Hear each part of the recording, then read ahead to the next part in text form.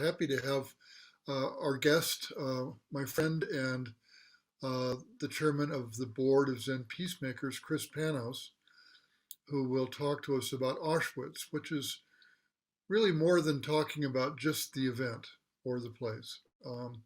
Auschwitz is really a seminal part of what we do at Zen Peacemakers. But I just want to say a quick word. I've mentioned it to a few people a couple of times. When I began working with Zen Peacemakers 2 years ago, I had the great pleasure, I didn't know it at the time, of stepping into a community where I have a dozen or two teachers. and I definitely count Chris as one of those. We talk almost every day, and I'm learning all the time. So what we'll do is Chris will talk for a little while, and we'll have some time to take questions, and then we'll finish with the period of sitting, and we'll do announcements at 7:30 our time. So I'm going to mute myself, and Chris, I'll hand this over to you and let you share as you will. Yeah, thanks, Jeff. Hi, everybody. It's great to see you all. Nice to meet many of you for the first time. Yeah, so Jeff invited me to talk with you today about Zen Peacemakers Auschwitz retreat or retreats. And I've been with Zen Peacemakers or its predecessor for about 30 years. So yesterday I was walking around thinking about what would I say. It's actually been a long time since I've been to Auschwitz. I went the first couple of years that we offered the retreat, and I was really surprised at how much was coming up for me. So I wrote down a few notes today to kind of keep me on track, so I don't get off track.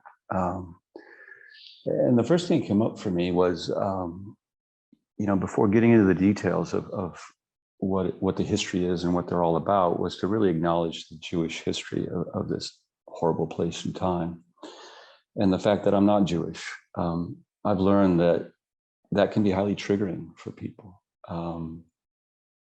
And before the first Auschwitz retreat, I was on a plane going to Poland, and a woman sitting next to me asked me about the book that I was reading, and it was by Primo Levi. And we started talking, and eventually it came out that I was traveling to Poland, I was traveling to Auschwitz, I was going to a retreat that was being led by a Buddhist person. And she quietly got up and spoke to the airline staff and sat somewhere else, and I didn't see her again.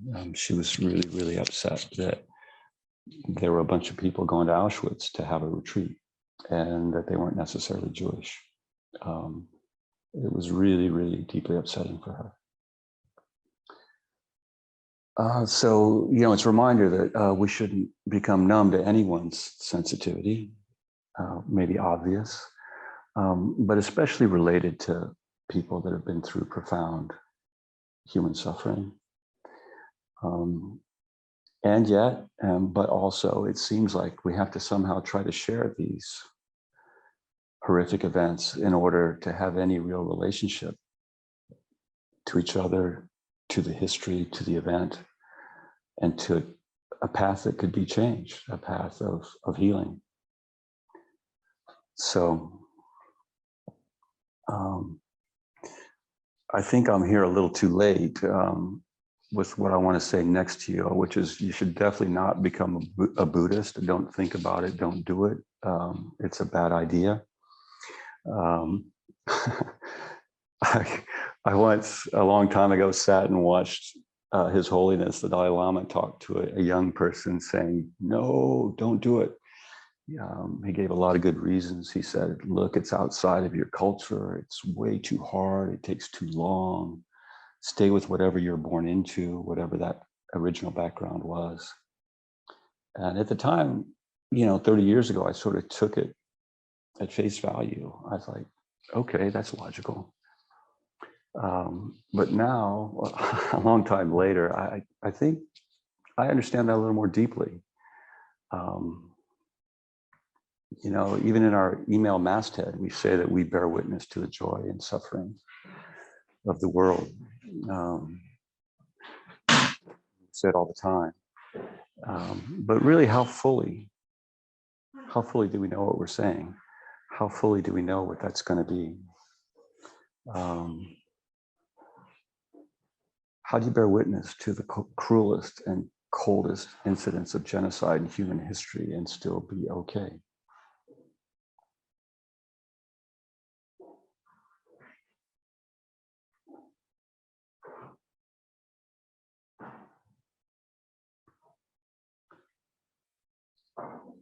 So, why do we have an Auschwitz retreat? Why go to Auschwitz as we have done for 25 years? As I said, I haven't gone for a long time. I went twice. The first time I went, I found the idea pretty complicated. I could definitely see merit to attending a retreat that was going to bring internal, external awareness to this tragedy in our history of Auschwitz. I thought, I didn't feel that I had any explicit personal or family history with anti-Semitism, and I mostly saw it as an anti-Semitic problem. I thought I was somehow innocent, and I'd never be active or complacently involved in such a tragedy. So, maybe my thinking wasn't so good on this point at the time. I had more to learn there. But really, one of the main reasons we all went was because of, Bernie Glassman, our teacher, our leader at the time. And his extended Jewish family was from Ukraine, Poland, and he'd lost extended family during the occupation, during the World War II period, in the concentration camps. And Bernie encouraged us all to go with him.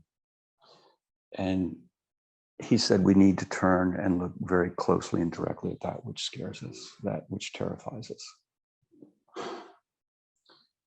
And Auschwitz really seemed to call Bernie.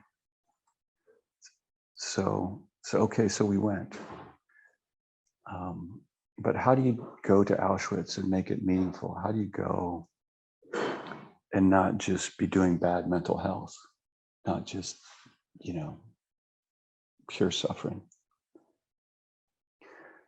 And so in some ways, Auschwitz was designed to be a sesshin, really sort of an intensive quasi meditation retreat in very difficult surroundings, where it was extremely likely to be totally overwhelming for all the participants, everyone who attended. It was part of the design. And that was its own question mark for me. How much overwhelm can we handle? And so, we get there and we listen to the stories of people, stories of survivors, stories of Jewish people who lost family, stories of gypsies who were also killed there, stories from gay people who were killed there. Polish artists came and shared their history.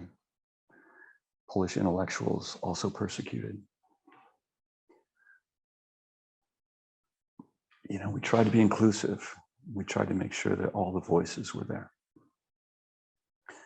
So in the spirit of that, there was also Christian clergy there.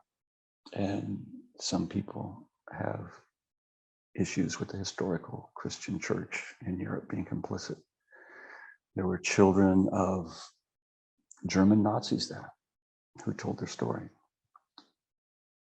So in some ways, people on all sides, if there are sides to the problem.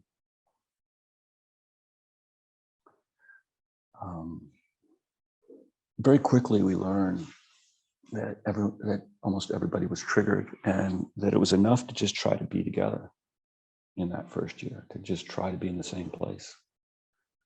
But the container held, and we had a large group every evening where people spoke to the group. And during the day, besides meditation and besides being at the selection site in Birkenau, the famous arches and the train tracks and where people disembarked from the train, we sat and chanted names of people who died there, every day. But we also had small groups to make sure that we could support each other. Groups of 4 to 8 people that would check in daily and talk about how they were doing and perhaps why they were there or if they thought they were going to be okay. So the container, the structure held.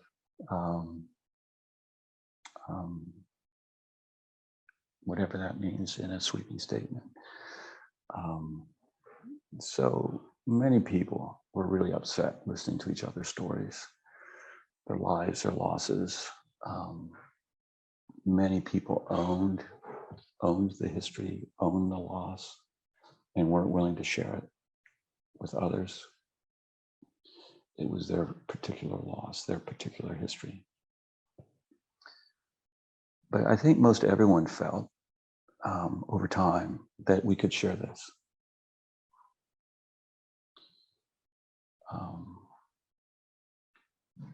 But true to the sesshin sort of structure,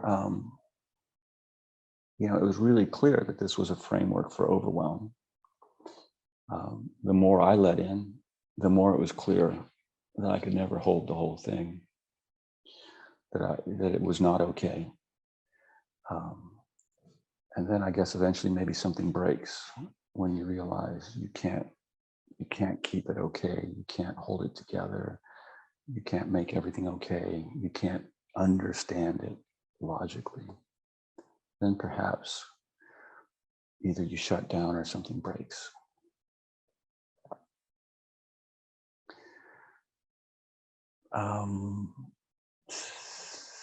So that's my experience.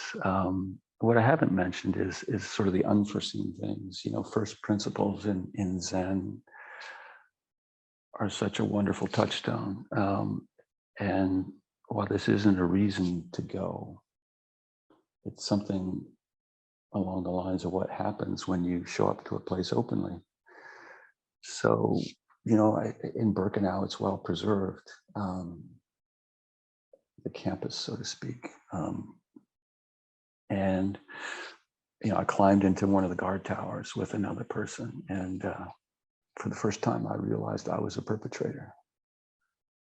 I've always identified with the victims. But I realized I was a perpetrator being in the guard tower, standing where a guard stood and did his job. Young German, young Pole, whoever. Could have been any of us. And that was difficult. We are still capable of genocide. Genocide is still happening. History would tell us that genocide is part of being human. I wasn't thinking that when I went there.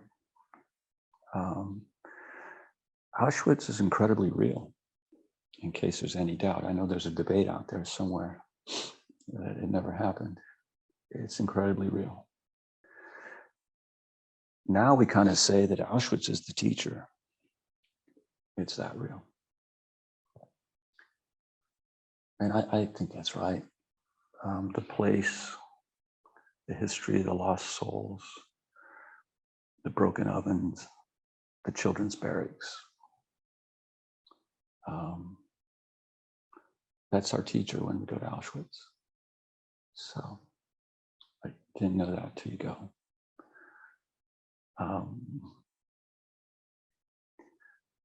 Conversely, there's joy. The first year we went, on the last day, there was, as upsetting as this may sound, there was singing and there was dancing and people felt free in some way. I never had that experience, but it was an experience that some people have had when they go to Auschwitz, maybe living through the overwhelm, maybe letting go of everything.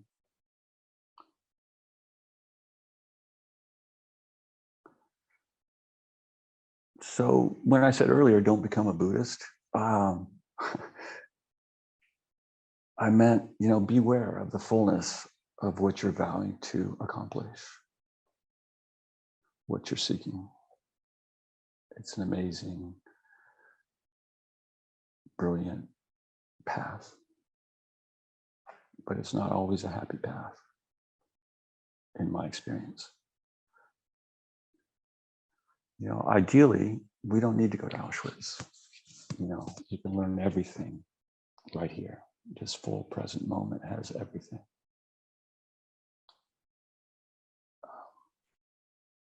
But we also find things that are helpful, like statues, like form, like Auschwitz. So I went to Auschwitz and I never recovered.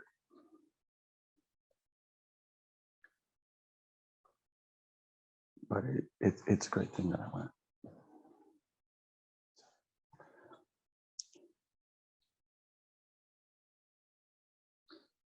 I don't have anything more to say unless anybody has thoughts or questions or comments. Chris, maybe I'll lead with one. You know, with a place like Auschwitz and with the history that most reasonable people would so easily determine that there's good and evil, there's right and wrong. And of course, we have this going on this very moment, not just in Ukraine, but in lots of places. But our practice around this is to not go there. Maybe that's not the right terminology, but to be able to hold both those positions. In the context of Auschwitz, can you say a bit more about that? It's a Sure. real challenge for all of us, I think. Sure. You know, to be able to embrace that, and what does that mean? What does it mean to do that?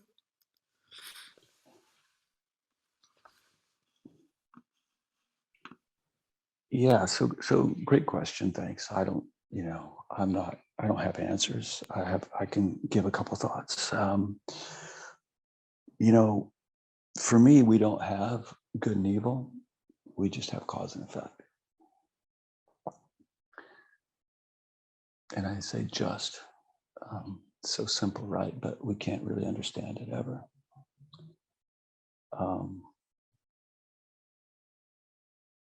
For me, the primacy of cause here is our refusal to accept that which is, a refusal to see ourselves as other.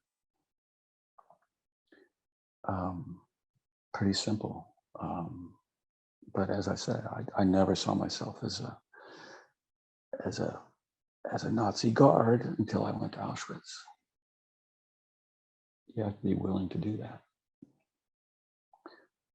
So we see ourselves as the world. We see ourselves as our community. We see ourselves as our families.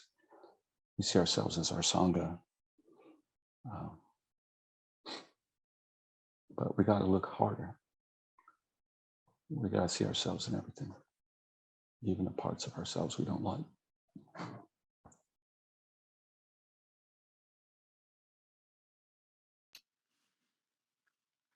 And yet we're still called to take action too, at the same time, which may look oppositional, perhaps, huh? Yeah, that's an interesting question. You probably all heard it. Bernie's old metaphor was that, your right hand doesn't stand around talking while your left hand's bleeding, right? It just acts. And we always worry that what we do may not be enlightened enough. But I think we should err on the side of action, trust, and do what we can.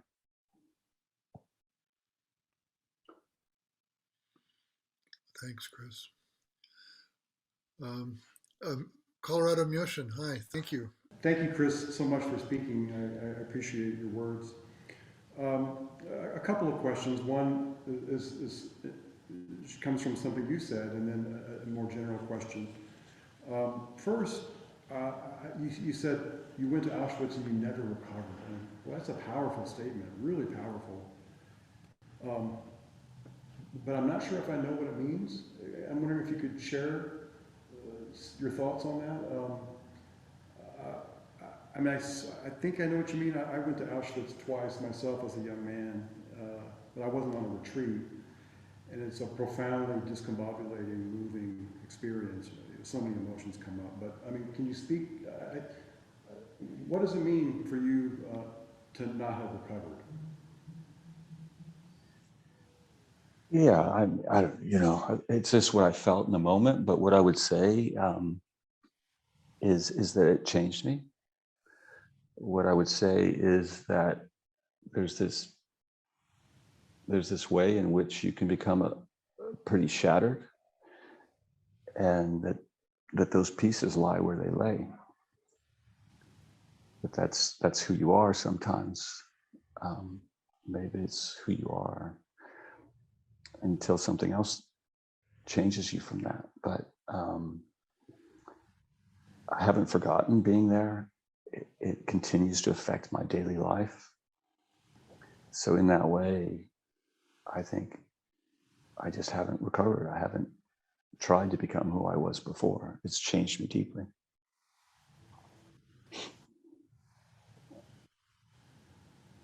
Thank you. My next question was, can you talk about the original impulse for Zen Peacemakers to go there? I've always been curious about that. I understand the effect it can have, having retreats there, but I'd love to hear about the original impulse. Yeah, so 25 years, there's a little bit of history. So the year before our first retreat, Bernie had gone there because he had a student named Claude Anshin Thomas who was going to walk from Auschwitz to Hue in Vietnam. He had been a Vietnam War veteran. So he walked the 3 or 4 or 5,000 miles between Auschwitz and Hue in Vietnam. And so he flew to support him in Auschwitz at his departure point. And I think Bernie had a profound experience when he went there. And he felt like he had to come back and he had to spend time there. So that's when he came back from that trip was when the planning started for an actual retreat on the premises of Auschwitz, because he was, he's not here to say what his experience was, but he spoke of feeling the history, that it was alive, and hearing the voices of the people who had died there, and being drawn to that which scared him. And finally, maybe the sense that there was something to be done, that the history was not in the past, just an instinct that there was healing and or learning to be gained.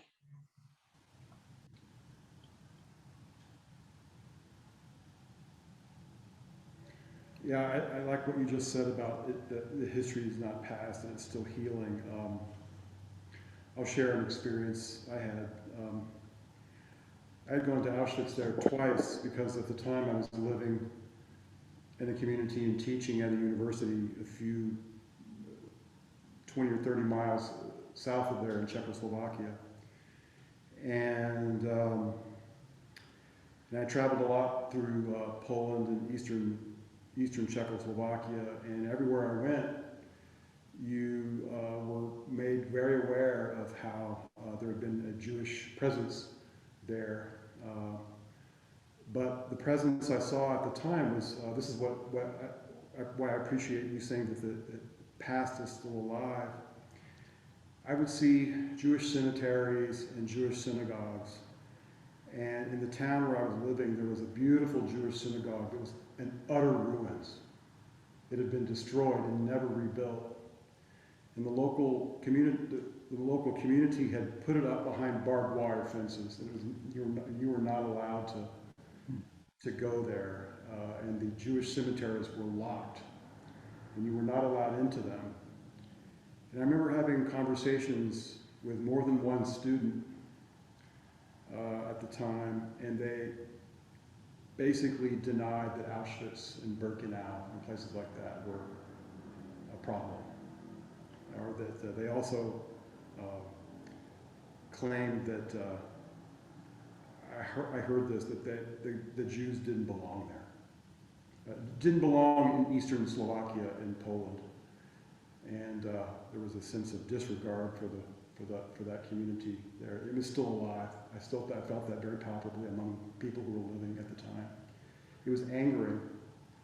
It was shocking. I couldn't believe what I was hearing, and I heard it more than on several occasions from people. So yeah, it's still the healing, and those feelings are still alive and present. Anyway. Thanks, Myoshin. Thanks for the questions. Tetsuji, I see your hand. Thanks so much for your question. Thank you for an extraordinary presentation and very thoughtful. I remember reading Philip Gornovich, is that his name? I think who wrote his book on Rwanda, that while there have been horrible massacres of peoples for centuries, the concept of genocide is a new one. And indeed, the word is not a word that existed until the Holocaust or around the Holocaust.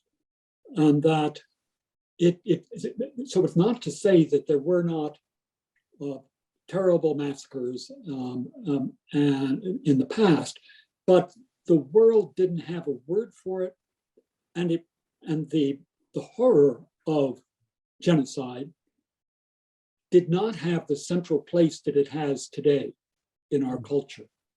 That we that the massacres that take place in Africa and elsewhere, perhaps Ukraine, are felt to be aberrant, and this word and this concept, genocide, is applied in a way that wasn't applied before the Holocaust. And I think it interesting that our consciousness, particularly in the Western mind, about genocide is far deeper and very much present today in what happens in world affairs.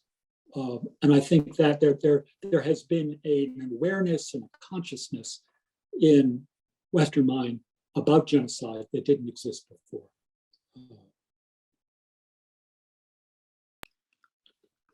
Chris, I don't hear so much of a question, but if you want to comment on that or not, that's okay. Yeah, no, fascinating. I'm not a scholar in this area, but implications of this being a modern innovation are terrifying if it's a more recent development historically. But perhaps the core issue is as old as mankind. Learning that we're interconnected, learning that we are bigger than ourselves, learning that which we don't like is also us, that which we reject is also ourselves.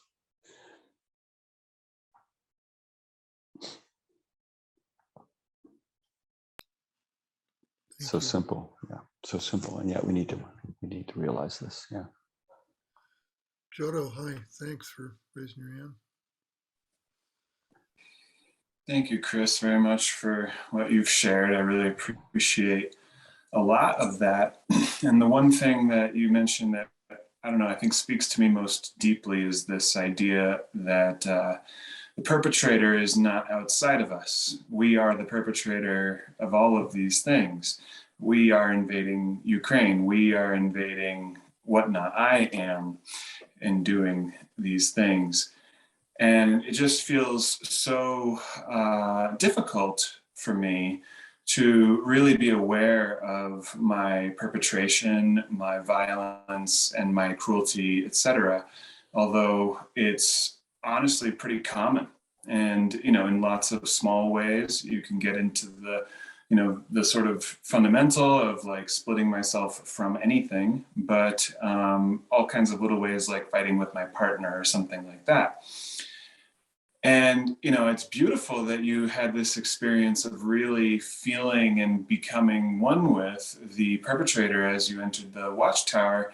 And I'm just curious, what is it that, you know, precipitates that experience? What is it that led you? Do you have any sense of what made you feel suddenly open to perpetrator identity or experience or something like that?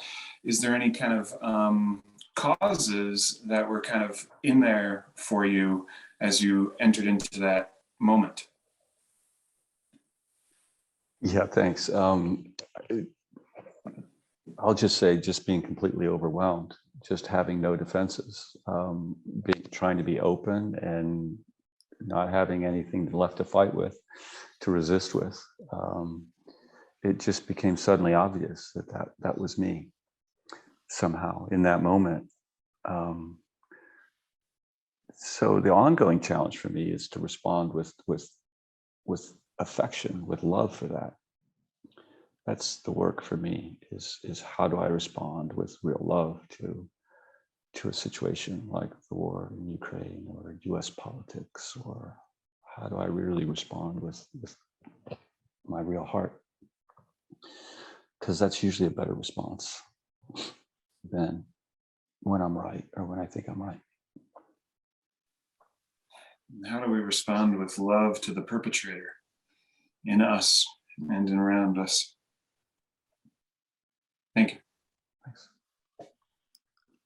Thanks, Jodo. Thanks, Chris. Anyone else? We've got Chris. Do you have a hard stop? I want a time check with you. In 15 minutes or so, I have to get my Oh, son. okay. Yeah. Good. Well, please, anyone else? Anything is a fair topic.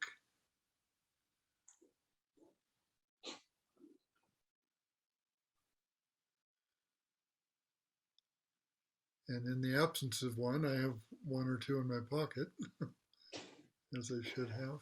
Chris, I honestly don't mean this as a softball. Hang on, there's a chat. Maybe there's a question here.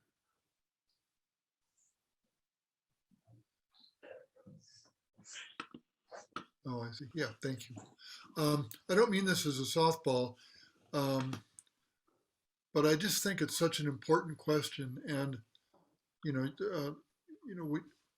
we do a few of these types of retreats a year, and people who are new have these questions.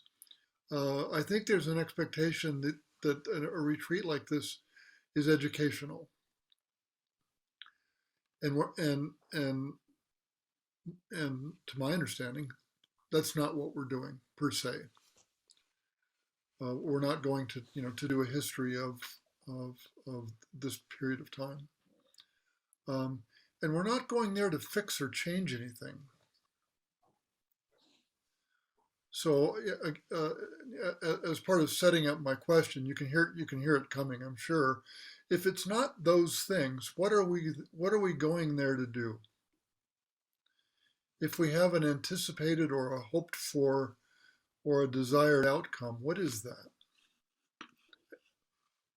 Yeah, I think, I briefly mentioned my struggle with going, and why would I go?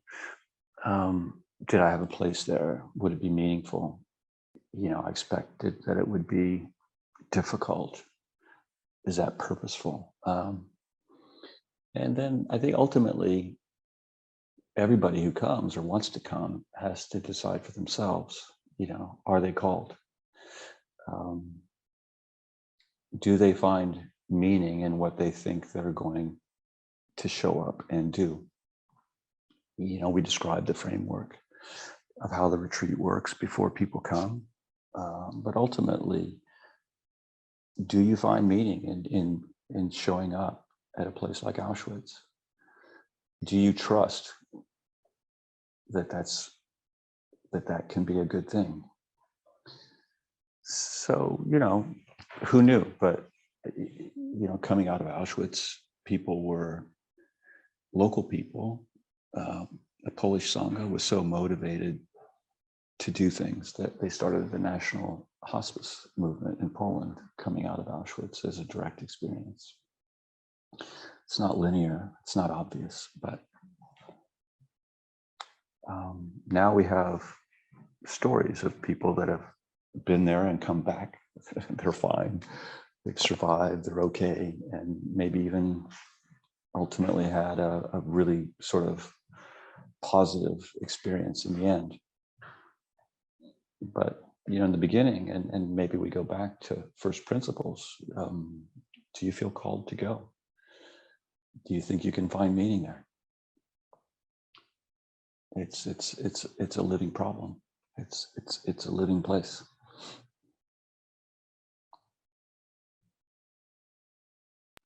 Yeah, thank you. Thank you. Anyone else have a Sokyo? Thank you. Thank you, Chris. Very nice to have you here. I guess I have two questions. One is, I hear you that you haven't been in a while, though I'm sure that you've received feedback from those who are going or who went even just this past year.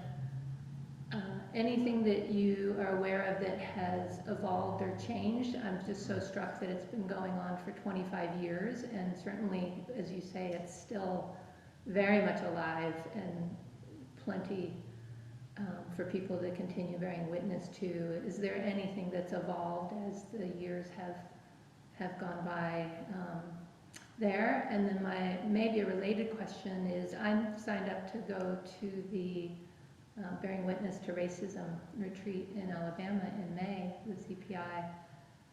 And boy, I really felt when you shared, and I didn't expect that when you went, there was someone from Poland who felt distress at you going, and it awoke in me a fragility I feel about going to the Bearing Witness to Racism retreat. So I just want to thank you for sharing that experience, because I think it spoke to, for sure, an awareness I have of the sensitivity to going into a place like Selma and going to Alabama as a white person and bearing witness to, and just being really mindful of my place or lack of place. So those are kind of two questions, but maybe there's a relationship. Would love to hear your perspective on where things are at now with the Auschwitz program and your reflections on this new program now, bearing witness to our suffering here with racism. Sure. Thank you. Yeah, it's evolved. I'm sure it's changed a lot. At one point we had 120 or 40 people going. Last year, this year will probably be much smaller. So there's something about scale that is probably pretty different if you have 40 people or 120 people.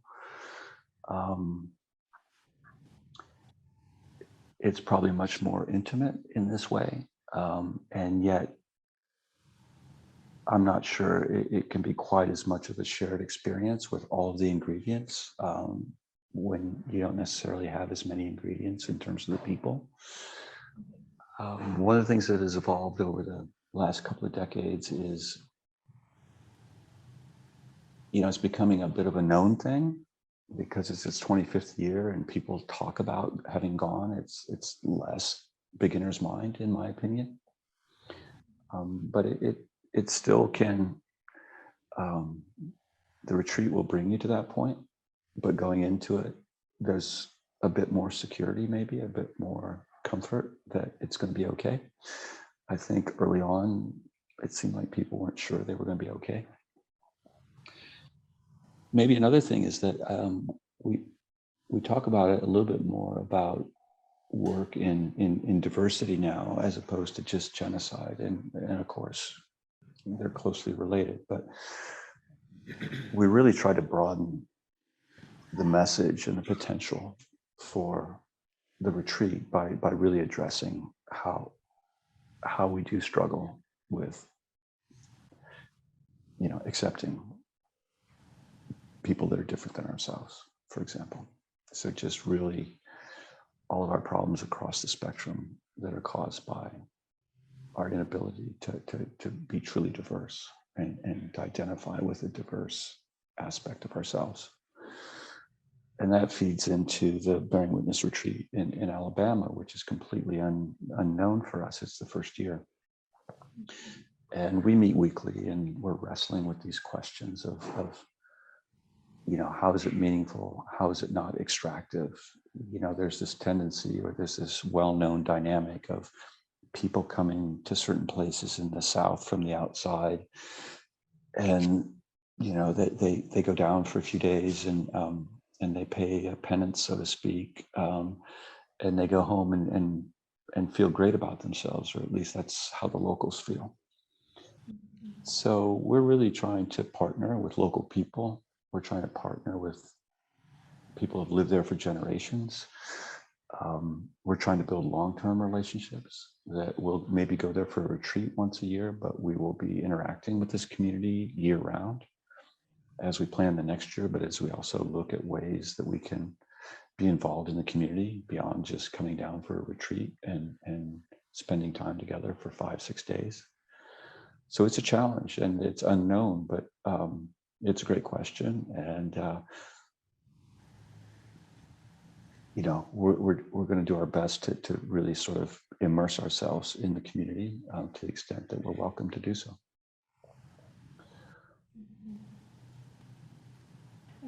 I heard in what you shared about especially the first year at Auschwitz, that everybody had beginner's mind, even organizers. I mean, you really didn't know what was going to happen. There were certain things you're aware of creating container. I wanted to offer that I personally am really willing for it to be messy and unknown, and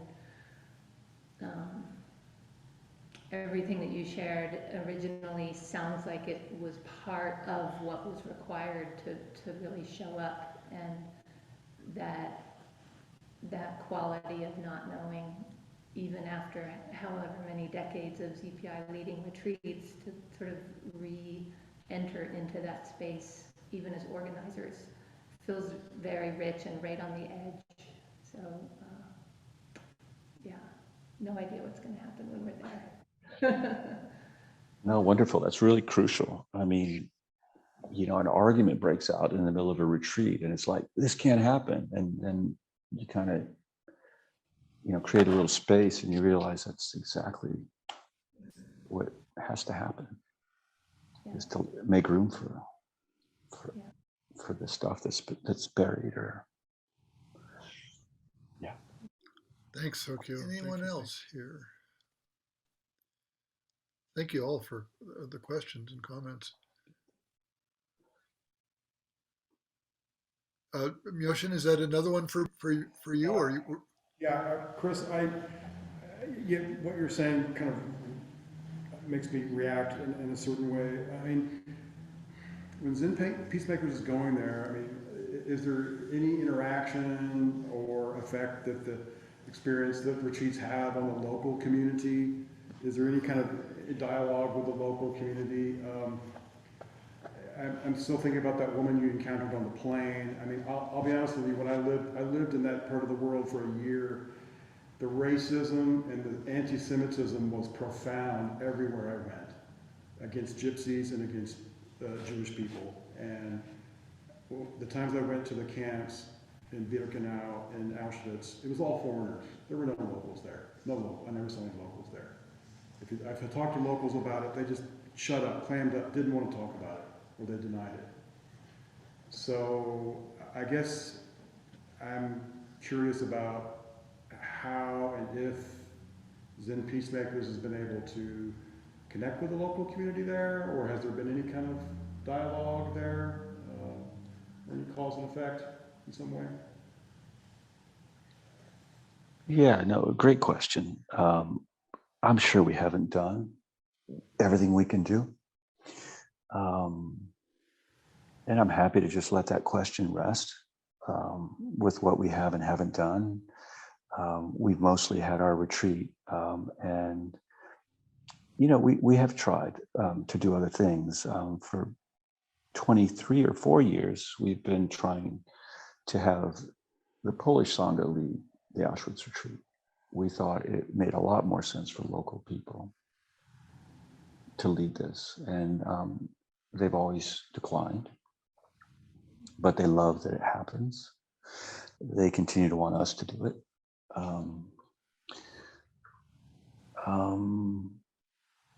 I don't know. The president of Poland said this is the most healing that has happened in his country since World War II. I don't know if that means much, but he felt that the impact had been profound.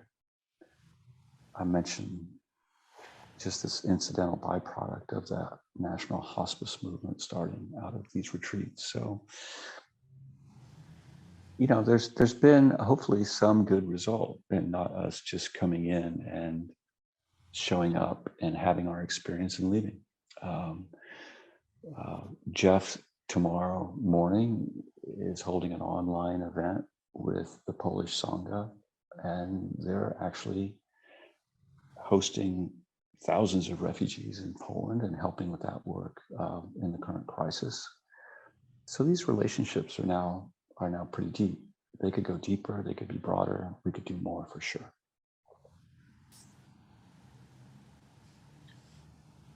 Thanks, Myoshin. Thank you. Thank you. Chris, I want to be mindful of your time. Yeah. I've got one last question that if I keep the question brief, do you have time for an answer? Sure, of course. You mentioned, early on that that the attendees, the participants, and I think it sounds like Bernie did this deliberately, were not all victims. There were perpetrator survivors, perpetrator families, maybe even perpetrators themselves. I'm not sure, and that carried on for a certain number of years. I know from working with you, we very much want that to be a characteristic of our other two events, and we struggle to do that. We've not achieved that. It seems like such a heavy lift. It seems like such a prescription for things to come off the rails. That's a bit, to go wrong. Could you just say a few words about about the power of that, of having the cross currents of history and emotion and memory and pain? Yeah. Well, I think Bernie's instincts here were that it really was important to try to model, create, make it true oneness. It's convenient to leave certain things out. So where he could, no Nazis came, but children of Nazis came.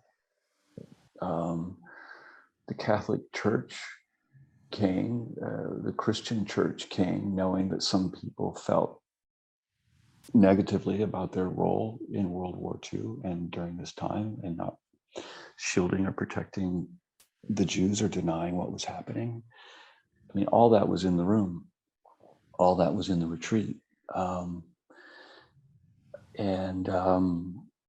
Ultimately, I think that this shows that Bernie was courageous, that the retreat designers were courageous, and they actually trusted oneness. They trusted that could work and have meaning.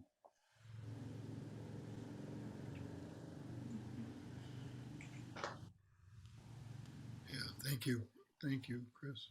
Yeah, of course. Well, we know you have to you have an obligation here, so perhaps we can close. And thank you so much for your.